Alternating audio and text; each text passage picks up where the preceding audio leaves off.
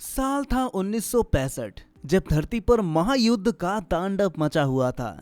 सभी देशों ने अपनी सत्ता की भूख में एक दूसरे पर आग बरसा दी थी। इस विनाशकारी युद्ध का सीधा असर धरती के वातावरण पर पड़ा। चारों तरफ रेडिएशन फैल गई, जिसके कारण इंसानों का रहना असंभव हो गया। धीरे धीरे पेड़ पौधे भी खत्म होते गए और धरती एक बंजर जमीन बनकर रह गई। लेकिन इंसान हार कहाँ मानने वाले थे। वैज्ञानिकों ने टेक्नोलॉजी का सहारा लेकर सौर मंडल में पृथ्वी जैसा दूसरा ग्रह ढूंढने की ठान ली। उन्होंने अंतरिक्ष में कई स्पेसशिप भेजे जिनका मकसद था हैबिटेबल प्लैनेट की तलाश। सालों बीतते चले गए लेकिन वैज्ञानिकों को सफलता नहीं मिल रही थी। धीरे धीरे उम्मीद भी कम होने लगी, लेकिन एक दिन उनकी मेहनत रंग लाई। वैज्ञानिकों को धरती से कई लाइट ईयर्स दूर एक ऐसा ग्रह मिला जिसका जलवायु और वातावरण बिल्कुल धरती जैसा ही था, यानी इंसान उस ग्रह पर रह सकते थे। इसलिए बाकी के सभी मिशन रद्द कर दिए गए थे। केवल वही ग्रह बचा हुआ था जो मानव सभ्यता की अंतिम उम्मीद थी। हम पेगासस नामक एक विशाल अंतरिक्ष यान को देखते हैं जो उस दूसरे ग्रह की ओर जा रहा था। सफर आसान नहीं था क्योंकि वह ग्रह कई लाइट ईयर्स दूर था। अंतरिक्ष यात्रियों को पता था कि उन्हें अंतरिक्ष में कई साल बिताने होंगे। माइक पेगासस पर कुछ मरम्मत का काम कर रहा था। पीटर अंदर से इंस्ट्रक्शंस दे रहा था। अचानक गैस लीक के कारण एक छोटा विस्फोट हो गया। माइक विस्फोट में फंस गया, लेकिन उसने अपनी फुर्ती और साहस से सब कुछ ठीक कर लिया और वापस अंतरिक्ष यान में आ गया। सभी खुश थे कि माइक सुरक्षित था। अब हम पेगासस अंतरिक्ष यान के दूसरे अंतरिक्ष यात्रियों से मिलते हैं। उनके कप्तान का नाम जॉन था। लाला नाम की एक छोटी बच्ची थी जिसे पीटर अपनी बेटी जैसा मानता था। डॉक्टर हेला और गैरी नाम का एक बूढ़ा इंसान भी था। गैरी को एक अजीब बीमारी थी, लेकिन उसने इसे कभी किसी को बताया नहीं था क्योंकि उसे डर था कि अगर मिशन के सदस्यों को पता चल गया तो उसे जाने की अनुमति नहीं दी जाएगी। लीना नाम की एक दूसरी अंतरिक्ष यात्री थी जो माइक से प्यार करते थे। पीटर, कैप्टन जॉन और माइक डिस्कस कर रहे थे। एनालिसिस से पता चला कि फ्यूल और गैस के रिसाव के कारण वे पृथ्वी पर वापस नहीं जा सकते। उन्हें अब उस हैबिटेबल प्लैनेट पर जाना ही था। यह एक कठिन निर्णय था, लेकिन उनके पास कोई और विकल्प नहीं था। पीटर ने जॉन और माइक से कहा कि वे इसे किसी को ना बताएं क्योंकि बाकी अंतरिक्ष यात्रियों का मोटिवेशन कम हो सकता है और वे हताश हो सकते हैं। इसलिए उन्होंने इस बात को अपने तक ही सीमित रखने का फैसला किया। अब यहाँ जॉन बहुत ही ज्यादा दुखी होकर अपनी वाइफ की एक वीडियो फुटेज देखता है। दरअसल कुछ साल पहले जॉन की वाइफ भी उसी तरीके से एक मिशन पर निकली थी जहाँ पर उन्हें हैबिटेबल प्लैनेट ढूंढने थे। लेकिन जॉन की वाइफ और उसके साथ जितने भी एस्ट्रोनॉट्स मौजूद होते हैं उनकी स्पेसशिप टेक्निकल इश्यूज के कारण बीच रास्ते में ही डिस्ट्रॉय हो जाती है। जॉन की वाइफ का उस एक्सीडेंट में बहुत ही बुरी तरीके से डेथ हो जाती है। जॉन इस बात से बहुत ही ज्यादा डिप्रेशन में चला गया था, लेकिन जॉन की वाइफ ने अपने लास्ट वीडियो में यह साफ कह दिया था कि तुम्हें किसी भी तरीके से इस मिशन को कंप्लीट करना ही होगा क्योंकि पूरी इंसानियत की लास्ट उम्मीद वही हैबिटेबल प्लैनेट है जहां तक हम सभी लोग पहुंचना चाहते थे, और मुझे यहां पूरा भरोसा है कि तुम ये मिशन करके ही रहोगे। यही रीजन होता है कि जॉन अपनी जान की परवाह किए बिना इस मिशन पर जाने के लिए राजी हो गया। अब हमें गैरी को दिखाया गया जो डॉक्टर हेला की लेबोरेटरी में घुस जाता है और गैरी वहां से बिना पूछे कुछ मेडिसिन उठा लेता है जिससे कि वह अपनी बॉडी में इंजेक्ट करके अपनी बीमारी को कुछ समय के लिए टाल सके। क्योंकि अगर गैरी इन सारी इंजेक्शंस को नहीं लेता तब वो काफी ज्यादा आउट ऑफ कंट्रोल हो जाता। ऐसा और बिल्कुल भी ना हो, इसलिए गैरी उन सारी इंजेक्शन को कंटिन्यू लेता रहता है। अब एक जगह पर स्पेसशिप के सारे मेंबर्स इकट्ठा हुए हैं क्योंकि उन्हें खबर मिली थी कि रास्ते में ही एक अजीब तरीके का हैबिटेबल प्लैनेट है जो 90% तक अर्थ से सेम टू सेम, यानी कि वहां पर इंसान रह सकते हैं। इसलिए अब सभी ने डिसीजन लिया कि इतने लाइट ईयर्स दूर जाने के बजाय हम इस हैबिटेबल प्लैनेट पर रिसर्च करें। एडवर्ड्स का मानना था कि उन्हें पहले उस हैबिटेबल प्लैनेट पर एक छोटा रोबोटिक रोवर भेजना चाहिए। ये रोवर पूरे ग्रह के वातावरण और वहां मौजूद सभी चीजों के बारे में जानकारी इकट्ठा करेगा। एडवर्ड का तर्क था कि उन्हें यह भी पुष्टि करनी होगी कि क्या उस ग्रह की जमीन पर इंसान जीवित रह सकते हैं या नहीं। लेकिन कैप्टन जॉन का मानना था कि इसमें बहुत ही देरी हो जाएगी। उनके पास समय नहीं था, इसलिए उन्हें जल्द से जल्द ग्रह पर सीधे उतरने की तैयारी करनी चाहिए। हालांकि ये सब जोखिम भरा हो सकता था। इस पर गैरी और बाकी अंतरिक्ष यात्रियों ने अपनी राय व्यक्त की, लेकिन जॉन बहुत ही जिद्दी था। उसने बाकी अंतरिक्ष यात्रियों की बात सुने बिना ही एक प्रोम एक्टिवेट कर दिया जो कुछ समय पहले उस ग्रह की ओर रवाना हो जाएगा। लेकिन किसी को इन सब के बारे में अभी पता ही नहीं था। इधर डॉक्टर हेला जब अपनी लैब में आई तो उनके एआई असिस्टेंट ने उन्हें बताया कि गैरी पहले उनके लैब में आया था और कुछ इंपॉर्टेंट इंजेक्शन भी ले गया था। जब डॉक्टर हेला को ये पता चला तो उन्होंने गैरी से पूछा कि उन्हें बिना अनुमति के दवाइयाँ क्यों नहीं लेनी चाहिए, क्योंकि इन दवाइयों की मात्रा पहले ही बहुत कम है और अगर गैरी इस तरीके से दवाइयाँ लेते रहे तो वे खत्म हो जाएंगी बहुत जल्दी। अब हम स्पेसशिप के कंट्रोल रूम में माइक और एडवर्ड को देखते हैं। वे मिशन के बारे में बातें कर रहे थे। तब अचानक माइक को अंतरिक्ष में एक और स्पेसशिप दिखाई देती है, लेकिन उस स्पेसशिप में कोई अंतरिक्ष यात्री दिखाई नहीं दे रहा था। माइक और एडवर्ड तुरंत अपनी टीम के सभी सदस्यों को उस दूसरे स्पेसक्राफ्ट के बारे में बताते हैं। जांच करने पर उन्हें पता चलता है कि यह चीनी स्पेसक्राफ्ट है जो 6 महीने पहले उनके साथ इस मिशन पर निकला था। इसका मतलब ये हो सकता है कि चीनी सरकार भी सबसे पहले हैबिटेबल प्लैनेट ढूंढना चाहती है, लेकिन यह स्पेसक्राफ्ट कई महीनों से गायब था और शायद इसी जगह पर लंबे समय से मौजूद था। कांटेक्ट करने पर भी स्पेसक्राफ्ट से कोई जवाब नहीं आ रहा था। कैप्टन जॉन, गैरी और बाकी लोगों को समझ नहीं आ रहा था कि उसके अंदर आखिर है क्या और आखिरकार उस स्पेसक्राफ्ट के साथ हुआ क्या था। जॉन का कहना था कि उन्हें उस स्पेसक्राफ्ट के अंदर जाकर एक बार जांच करनी चाहिए। वह उन्हें शायद जरूरी चीजें मिल सकती हैं, जैसे कि भारी मात्रा में फ्यूल, जिससे वे सभी पृथ्वी पर वापस जा सकेंगे। अगर उन्हें फ्यूल नहीं मिला तो वे कभी पृथ्वी पर जा ही नहीं सकेंगे। कैप्टन जॉन ने पीटर के मना करने के बावजूद भी सभी के सामने ये बात कह दी कि वे अब बिना फ्यूल के वापस पृथ्वी पर नहीं जा सकते। ये सुनकर सभी लोग घबरा जाते हैं और डर भी जाते हैं। उन्हें पता चल जाता है कि अब वे पृथ्वी पर वापस नहीं जा सकते, इसलिए वाकई अंतरिक्ष यात्रियों के पास कोई दूसरा विकल्प नहीं बचता सिवाय इसके कि वे उस दूसरे स्पेसक्राफ्ट के अंदर जाकर जांच कर लें। लेकिन जॉन और बाकी लोग कहां मानने वाले थे। वे सभी एक टीम बनाकर उस चीनी स्पेसक्राफ्ट के अंदर घुस गए। जॉन, माइक और पीटर धीरे धीरे आगे बढ़ रहे थे। चारों तरफ अंधेरा था, उन्हें कुछ दिखाई नहीं दे रहा था। उन्हें किसी भी तरह से रिसोर्सेज का पता लगाना ही था और उनका फायदा उठाना था। इसलिए पीटर कंट्रोल रूम की तरफ चला गया, जबकि जॉन और माइक एक दूसरे चेंबर की तरफ बढ़े। जॉन और माइक को पूरे स्पेसशिप का डेटा मिल गया था, जिससे वे पता लगा सकते थे कि आखिर स्पेसशिप में क्या खराबी हुई थी। लेकिन समस्या ये थी कि वह पूरा डेटा चाइनीज लैंग्वेज में लिखा हुआ था। इसलिए जॉन ने उस पूरे डेटा को अपने स्पेसशिप में ट्रांसफर कर दिया था ताकि बाद में वो उसका ट्रांसलेशन करके समझ सके। अचानक पीटर के सामने उसी स्पेसक्राफ्ट का एक अंतरिक्ष यात्री आ गया। वो बहुत डरावना लग रहा था। पीटर जोर से चिल्लाया और जॉन और माइक भी उसकी मदद करने के लिए तुरंत वहां पर पहुंच गए। लेकिन उनके सामने तो जॉय नाम का एक छोटा सा बच्चा आ गया। जॉन ने तो उसे खतरा समझकर तुरंत मारकर बेहोश कर दिया। अब उन तीनों अंतरिक्ष यात्रियों को समझ में नहीं आ रहा था कि यह छोटा बच्चा जिंदा कैसे बचा हुआ है और उसका क्या किया जाना चाहिए। लेकिन इंसानियत के नाते जॉन ने उस बच्चे को उठाकर अपने स्पेसशिप में ले आया। जॉन को अब लगने लगा कि यह चीनी स्पेसशिप कोई ट्रैप हो सकता है, इसलिए उसे स्पेसशिप का कोई फायदा न होने के कारण उसे नष्ट कर देना चाहिए। जॉन ने उस चीनी स्पेसशिप में हर जगह पर वर्म लगा दिए थे जो कुछ समय में फट जाएंगे। माइक और पीटर उस चीनी स्पेसक्राफ्ट के अंदर से बाहर निकल ही रहे थे कि तभी अचानक से पीटर ने ध्यान दिया कि उसने अपना एक टैबलेट अंदर ही छोड़ दिया है। वो जल्दी से वापस अंदर गया और अपना टैबलेट ले आया, लेकिन अचानक स्पेसक्राफ्ट में रखे गए बॉम्ब एक्टिवेट हो गए।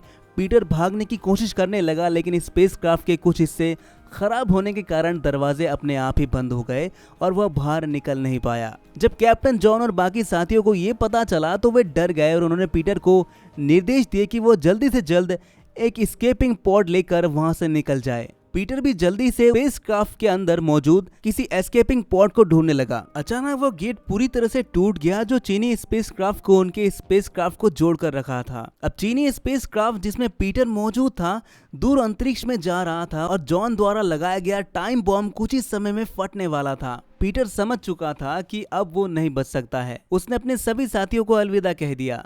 बाकी सभी अंतरिक्ष यात्री पीटर के लिए बहुत ही दुखी थे। जाते जाते पीटर ने उन्हें सलाह दी कि वे स्पेसक्राफ्ट को कैसे अच्छी तरीके से संभाल सकते हैं। उसने ये भी बताया कि शायद उनके स्पेसक्राफ्ट के इंजन में कुछ खराबी है और उसे ठीक करना ही होगा। कुछ ही देर बाद चीनी स्पेसक्राफ्ट में लगे बॉम्ब पूरी तरह से फट गए, जिससे बेचारे पीटर की जान चली गई। स्पेसक्राफ्ट के टुकड़े टुकड़े हो गए। उन अंतरिक्ष यात्रियों ने अपना एक साथी खो दिया था। अब हमें जॉय नाम का एक वह लड़का दिखाया जाता है जिसे चीनी स्पेसशिप से बचाया गया था। उसे पूरी तरह से होश आ चुका था, लेकिन जॉय बाकी लोगों को देखकर डर जाता है और उन पर सीजर तान देता है। हेला किसी भी तरह से जॉय के पास आकर उसे चाइनीज लैंग्वेज में शांत होने के लिए कहती है। जॉन उसकी बातें सुनने लगता है और हेला उसके हाथ से सीजर छीनकर उसे कंफर्टेबल महसूस करवाती है। कैप्टन जॉन हेला पर दबाव डाल रहे थे कि वह किसी भी तरह से जॉन से सारी बातें निकलवाए कि आखिर उनके स्पेसशिप में हुआ क्या था जिसे सभी अंतरिक्ष यात्री मारे गए थे।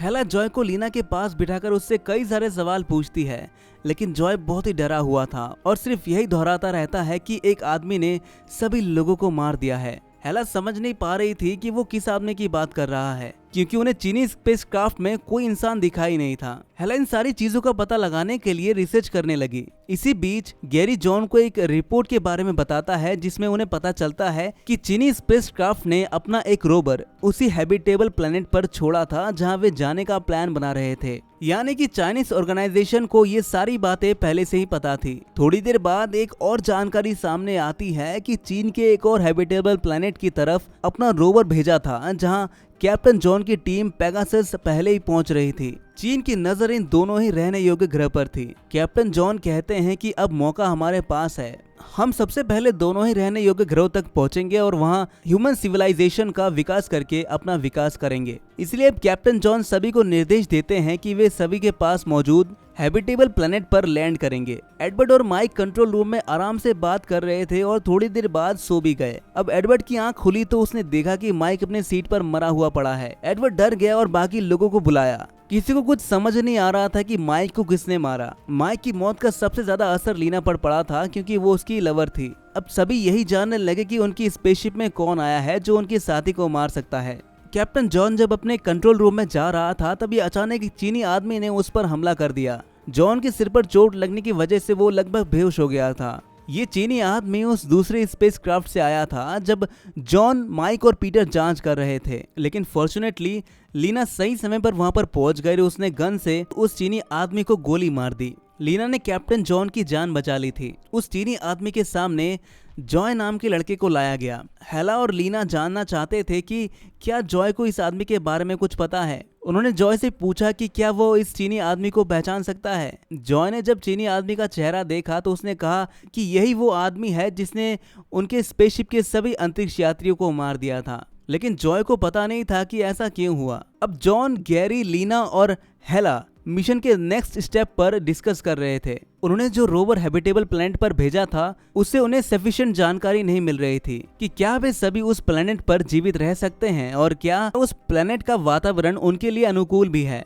जॉन ने कहा कि अब सिर्फ एक ही रास्ता है, उन्हें अपने स्पेसक्राफ्ट को प्लेनेट के एनवायरनमेंट में एंट्री कराना होगा। वे स्पेस सूट पहनकर ये पता लगा सकते हैं कि ग्रह का एनवायरनमेंट कैसा है। हालांकि गैरी, हेला और बाकी सभी लोग ये सोच रहे थे कि यह कितना खतरनाक हो सकता है। एक गलती उनके पूरे स्पेसक्राफ्ट को बर्बाद कर सकती है, लेकिन जॉन कप्तान था इसलिए उन्हें उनकी बात माननी ही पड़ेगी। बिना देरी के स्पेसक्राफ्ट को उस हैबिटेबल प्लेनेट के एनवायरनमेंट में घुसा दिया गया। काफी तेजी से एंट्री करने के कारण स्पेसक्राफ्ट के कई सिस्टम खराब हो गए, लेकिन वे सभी लोग किसी तरह से उस अनजान ग्रह की जमीन पर लैंड हो ही गए। इस पूरे ग्रह पर बड़ी बड़ी चट्टानें थीं जहां वे सभी लोग बाहर निकलकर अपनी रिसर्च कर सकते थे। अपने स्पेसक्राफ्ट को अच्छी तरह से पार्क करने के बाद एडवर्ड और लीना स्पेस सूट पहनकर नीचे उतर गए और वहां रिसर्च करने लगे। कुछ ही मिनटों के अंदर उन्होंने जॉन को रिपोर्ट दी कि यह ग्रह इंसानों के रहने के लिए बिल्कुल भी लायक नहीं है, क्योंकि ग्रह के वातावरण में ऑक्सीजन की मात्रा बिल्कुल शून्य थी और यहाँ भारी मात्रा में नाइट्रोजन गैस मौजूद थी। इसलिए इस ग्रह पर इंसान बिल्कुल नहीं रह सकते थे। एडवर्ड और लीना वापस अपने स्पेसक्राफ्ट में आ गए ताकि वे सभी लोग अंतरिक्ष में जा सकें। जॉन ने कहा कि अब उनके पास सिर्फ एक ही विकल्प बचा हुआ था, उस दूर वाले ग्रह के पास जाने के अलावा जहां चीनी का स्पेसशिप भी गया था। उन्हें जल्द से जल्द वहां पहुंचना होगा। लेकिन रास्ते में स्पेसक्राफ्ट के कुछ पाइप्स में खराबी आ गई। दरअसल उनकी स्पेसशिप के अंदर नाइट्रोजन गैस के पाइप लीक हो रहे थे। एडवर्ड ने जब इस समस्या को देखा तो वो डर गया, क्योंकि नाइट्रोजन गैस से पूरी स्पेसशिप नष्ट हो सकती है। इसलिए वह उस पाइप को बंद करने के लिए एक सिलिकॉन टेप लेने चला गया। गैरी भी उसी चेंबर के अंदर मौजूद था जहां वो अपना सामान रखता था। एडवर्ड चेंबर के अंदर किसी भी तरह से सिलिकॉन टेप ढूंढ रहा था। हालांकि एडवर्ड को टेप तो मिल गया, लेकिन वहां उसे एक छोटी सी चाकू मिली जिस पर खून लगा हुआ था। एडवर्ड तुरंत समझ गया कि शायद माइक का कत्ल किसी और ने नहीं बल्कि गैरी ने किया है। लेकिन फिलहाल के लिए इस पर ध्यान न देते हुए एडवर्ड सिलिकॉन टेप लेकर सीधे पाइप्स के पास चला गया। यानी कि अब उन पाइप से नाइट्रोजन गैस लीक नहीं हो रही थी। लेकिन तभी गैरी पीछे से आकर उसी चाकू की मदद से एडवर्ड को मार देता है। यानी कि गैरी ने ही माइक को मारा था। दरअसल दवाइयां ना मिलने के कारण गैरी पूरी तरह से नियंत्रण खो चुका था और अब शायद वह इसी तरह से स्पेसशिप में मौजूद सारे अंतरिक्ष यात्रियों को मार देगा। गैरी एडवर्ड को मारने के बाद सीधे जॉन और हेला के पास चला गया। गैरी ने जॉन से दुखी होकर कहा कि उसे लगता है कि जॉन ने ही माइक और एडवर्ड को मारा है और उसे पूरा भरोसा था। जॉन इस बात से काफी हैरान हो गया, इसलिए वह जॉन को देखने चला गया, लेकिन जॉय लाला के साथ मौजूद था जिसके हाथ और पैर बंधे हुए थे। तभी कैप्टन जॉन समझ गया कि शायद गैरी इन सभी चीजों में शामिल है।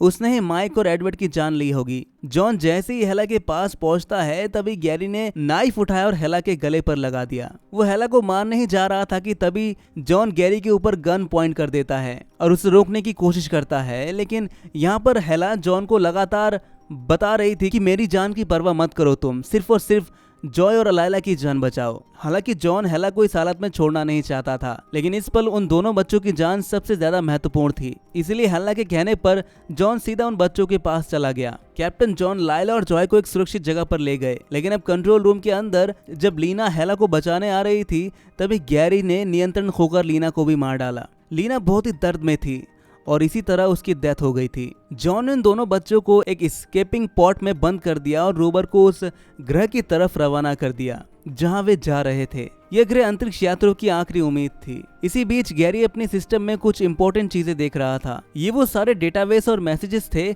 जो उन्हें चीनी स्पेसक्राफ्ट से मिले थे। डेटाबेस का पूरी तरह से कन्वर्जन हो चुका था। गैरी अब उस पूरी रिपोर्ट को पढ़कर बता रहा था।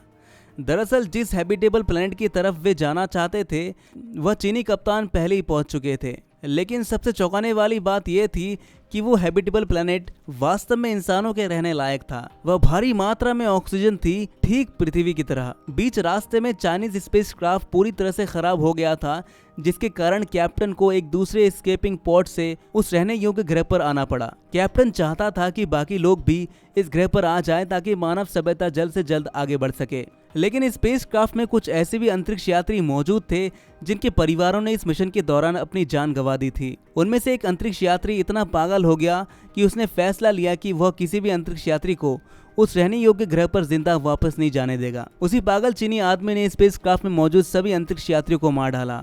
सिर्फ जॉय किसी तरह बच पाया था। कुछ समय बाद हमें दिखाया गया कि गैरी अब हेला की भी जान लेने जा रहा है। गैरी का मानना था कि इंसान जहां भी जाएगा वहां तबाही मचाएगा। उस रहने योग्य ग्रह पर जाने के बाद भी वह उस पूरे ग्रह को नष्ट करने का पूरा तरीका ढूंढ ही लेगा, इसलिए वो किसी भी इंसान को उस ग्रह तक पहुंचने नहीं देगा।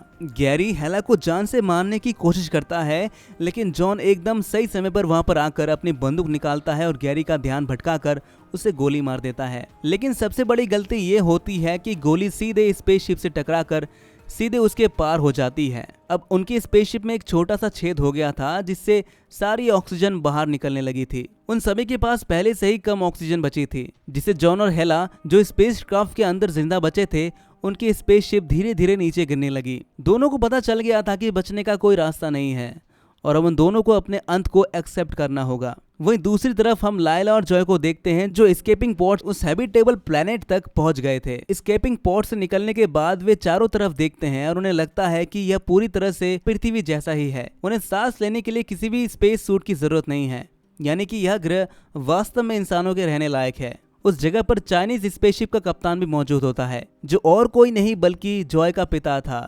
वो अपने बेटे को जिंदा देखकर बहुत ही खुश होता है। लायला भी अब इस नए रहने योग्य ग्रह पर उन दोनों के साथ रहने लगी। वहीं स्पेसक्राफ्ट में जॉन और हेला अपनी आखिरी सांस ले रहे थे और ऑक्सीजन बहुत ही कम होने के कारण वो मर जाते हैं।